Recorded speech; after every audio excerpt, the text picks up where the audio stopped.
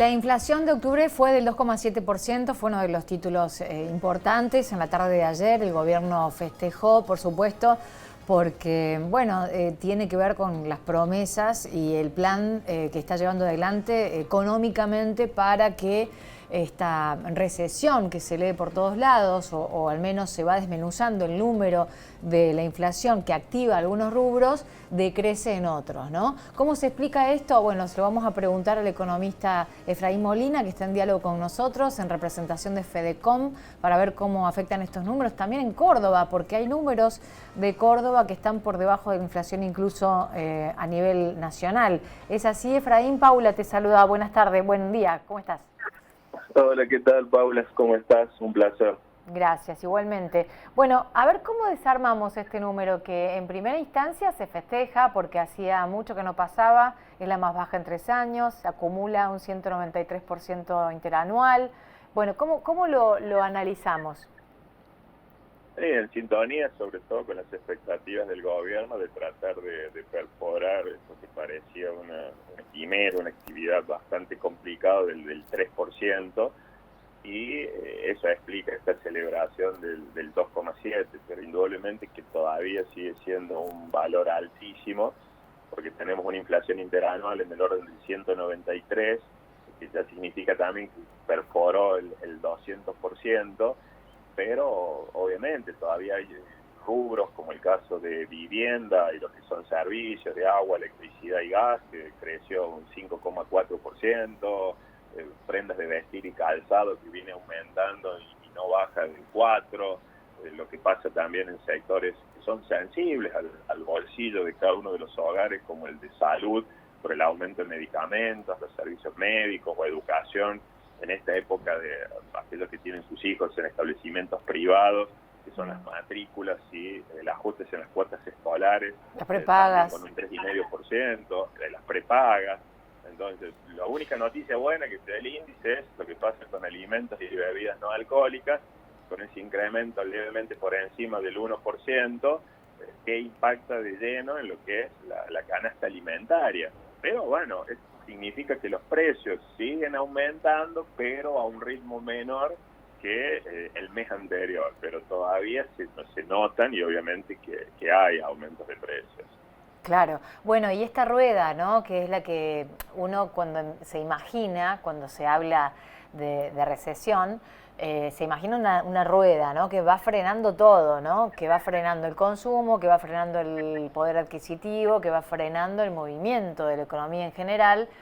Entonces, por eso los números que van dando y que están sostenidamente, ¿por qué? Porque hay especialistas que lo atribuyen, por ejemplo, a la contención o al cambio al dólar puntualmente, o a frenar los subsidios, ¿no? O, bueno, determinadas herramientas de las que echa mano el gobierno para forzar de alguna manera el número de la inflación, que encima se proyecta que siga bajando, o sea, o se siga ajustando hacia fin de año. ¿Cuál es tu lectura al respecto de esto, Efraín? Que lo que necesita el gobierno, más allá también de la baja de inflación, es que haya una reactivación general de la economía y no solamente por algunos sectores, porque hoy la situación que te muestra, si vos miras la fotografía de Argentina, es que es muy dispar. Hay algunos sectores que ya se han ido recuperando y hay otros que todavía te muestran los números en rojo. Entonces, vos mirás los datos de la industria, entonces si lo mirás respecto al mes anterior tuvo un crecimiento, el sector de la construcción también, los datos que te da el CAME a nivel nacional te hablan de un leve repunte a nivel de las ventas, pero después cuando lo vas viendo al interior de cada uno de los distritos vas observando que hay altas y bajas. Entonces, lo que se necesita justamente es eso, que puedas ir sacando la economía y que cada vez más sectores vayan mostrando una recuperación continuada. Hoy, el impulso que han tenido los salarios en términos de la recuperación del poder adquisitivo es lo que va estimulando el consumo.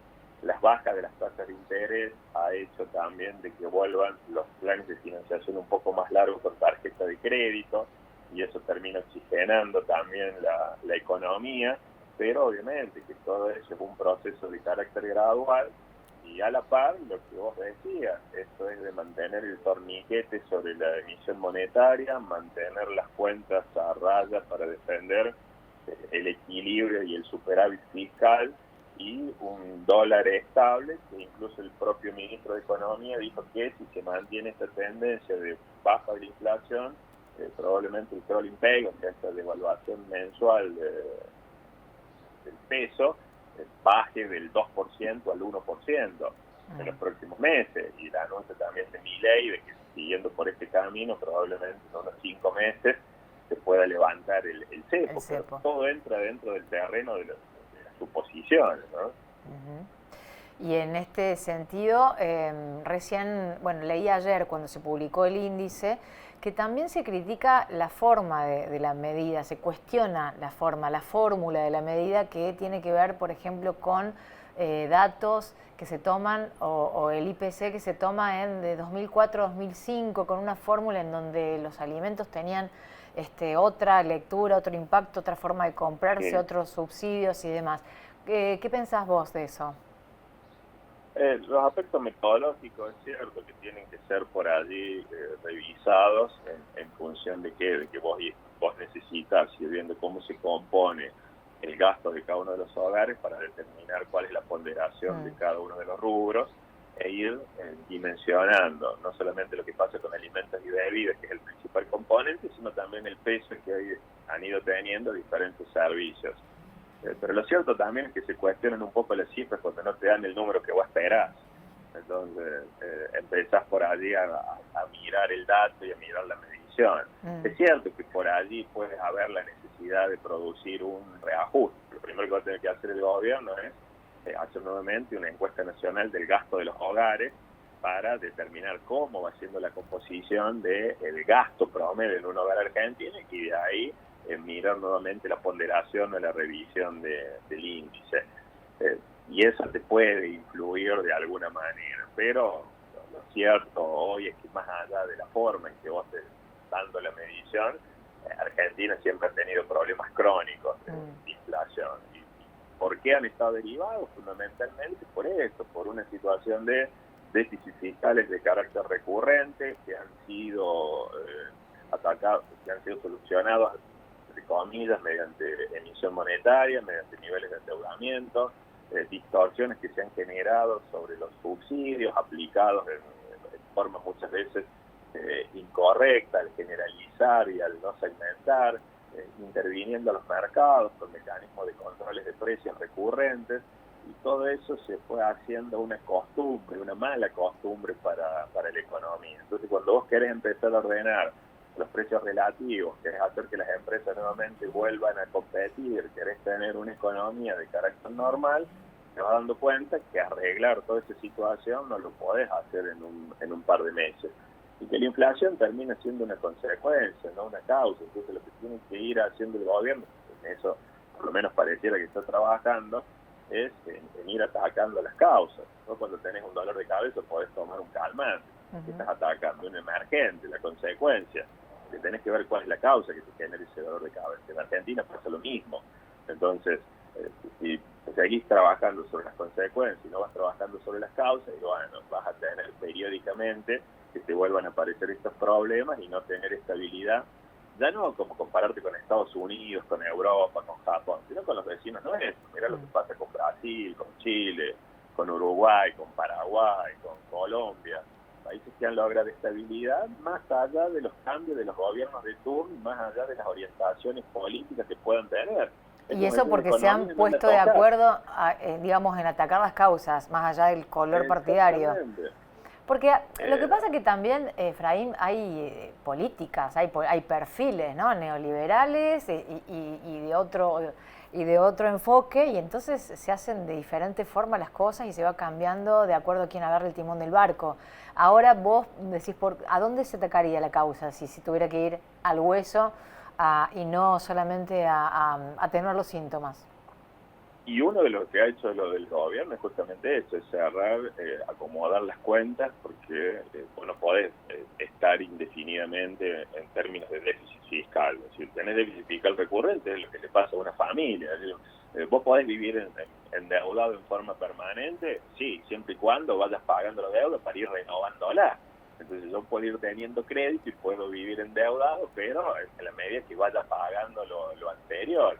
En la macro, obviamente, que es un tanto más complicado, en este ejemplo, un tanto simple, pero vos ese déficit o esa brecha la tenés que financiar. Y en Argentina, ¿cómo la financiaste tradicionalmente? Con emisión monetaria, y cuando no pudiste emitir, lo hiciste con deuda. Entonces, hoy, ¿qué se está haciendo?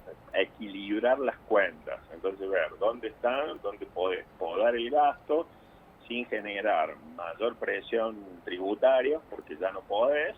Entonces, tratar de ir equilibrando las cuentas o generar un superávit. ¿Para qué? Para que eso no te genere la necesidad de emitir. Entonces, hasta que se vayan acomodando las cosas. Después una economía emite, sí, porque si tu economía va creciendo, vos necesitas más dinero para las transacciones económicas, pero ahí es producto del crecimiento que va teniendo la economía y no para cubrir un bache fiscal. Eso por un lado. Y por otra parte también ir solucionando el problema cambiario, porque es cierto que hoy el gobierno no tiene los dólares para levantar el cepo. Entonces lo tiene que ir haciendo de una forma gradual, hasta que pueda ir aumentando sus reservas, hasta que venga la liquidación de la cosecha gruesa, o hasta que pueda acordar con el Fondo Monetario y se destrabe un desembolso con nuevas pautas. Eso va por un lado. Pero vos sabés que no podés mantener pisado tampoco y generar superávit en forma recurrente, manteniendo pisadas las tarifas, manteniendo pisada la obra pública o las transferencias que vos vas desarrollando también para las provincias. Entonces, en algún momento tenés que empezar a ir normalizando toda esa situación. Y eso es lo que lleva tiempo. ¿Está trabajando el gobierno? Sí, está trabajando y recién va a cumplir un año desde que asumió. Entonces, ¿se ha hecho mucho? Sí, se ha hecho mucho. ¿Queda mucho por hacer? Ni hablar. Porque estamos celebrando hoy tener una inflación por debajo del 3%. Cuando los vecinos nuestros están teniendo esa inflación en términos de un año. Claro. Vos recién planteabas esto de la conducta de una orientación o más a la derecha o más hacia la izquierda. Sí, pero si yo no miro a Brasil, pasa de Bolsonaro y pasa Lula, pero su economía no desbarranca. O Chile pasa de un Piñera a un Boric y la economía pasa igual, o en Uruguay de un Mujica a otro presidente de orientación más de centro-derecha. ¿Qué significa? Que en eso la economía no se toca. Esto es como una gran autopista, Pablo. Vos podés ir por una autopista, pero porque tenés un rumbo, querés llegar a un lugar, y sobre eso podés ir más al centro, te podés ir más hacia la derecha o más hacia la izquierda. Claro, pero hay variables que no se tocan. Exactamente, sobre ese mismo camino, y eso es lo que le falta a Argentina. Y Córdoba tiene un poquito de menor índice, ¿no? 2,23, por debajo de la media, fue el resultado de la inflación de octubre, y 106, si no me equivoco, interanual, ¿puede ser? ¿A qué se debe eso? Sí, generalmente son cuestiones muy puntuales, pero pasa no solamente en Córdoba, la región del NOA también dio 2,6, dan un poquitito más abajo, porque por las dinámicas propias que van teniendo cada uno de esos distritos, pero si te fijas no es una brecha significativa respecto a lo que te marca el índice nacional. Y lo mismo, tradicionalmente cuando se conoce el dato de inflación de Cava o se conoce, por ejemplo, el de alguna otra provincia grande como el de Córdoba, si están antes del nacional, eso ya te va marcando como una tendencia de lo que va a pasar con el índice a nivel nacional. Entonces, eso están prácticamente alineados vuelvo a repetir, por las dinámicas propias que va teniendo cada distrito.